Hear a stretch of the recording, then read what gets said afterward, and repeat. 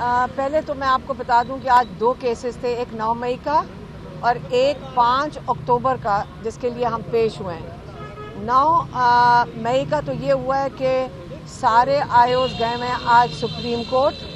वहाँ पे मेरे ख्याल में कलेक्टिव कोई फैसला सुप्रीम कोर्ट के आगे उन्होंने अपना रिकॉर्ड पेश करना है, तो वो तो आज मौजूद नहीं थे। फिर मैं बताती हूँ 5 अक्टूबर क्या। 5 अक्टूबर आपको पता होना चाहिए कि 4 अक्टूबर को मैं और मेरी बहन डॉक्टर उज़्मा गिरफ्तार हो गए थे और हमारे ऊपर 5 अक्टूबर का एक मुकदमा बनाया गया है। मैं 2-3 केसेस उसके भी बनाए गए हैं लाहौर का। अब इसके अंदर हम 5 दफ़ा पेश हुए हैं, आयो नहीं पेश होता या रिकॉर्ड नहीं लेके आता।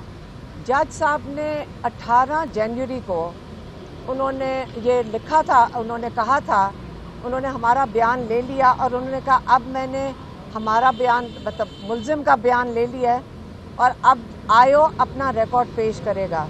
उसके बाद 2 तारीखें हो गई हैं, जो इन्वेस्टिगेशन ऑफिसर है वो पेश नहीं हो रहा, बाकी सबकी बेल हो गई है सिवाय मेरी और मेरी बहन डॉक्टर उज़्मा की।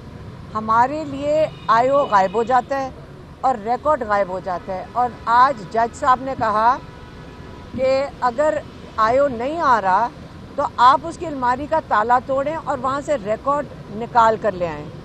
तो जज साहब को हमने ये भी कहा कि आप जो ये आयो हर दफ़ा बहाना बनाता है, आप इनके क्या हमारे कानून में इन लोगों के लिए कोई सज़ा नहीं है, क्योंकि सारी दुनिया के कानून में इन लोगों के लिए सज़ा है।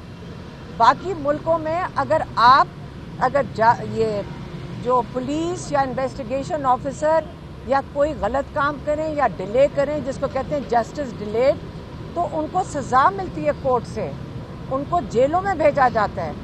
यहाँ पे किसी को कुछ नहीं कहा जाता और जो फरियाद के लिए मुल्ज़िम आते हैं, जिनके ऊपर केसेस बने हुए हैं, जब वो इंसाफ मांगते हैं तो वो बेबस हैं।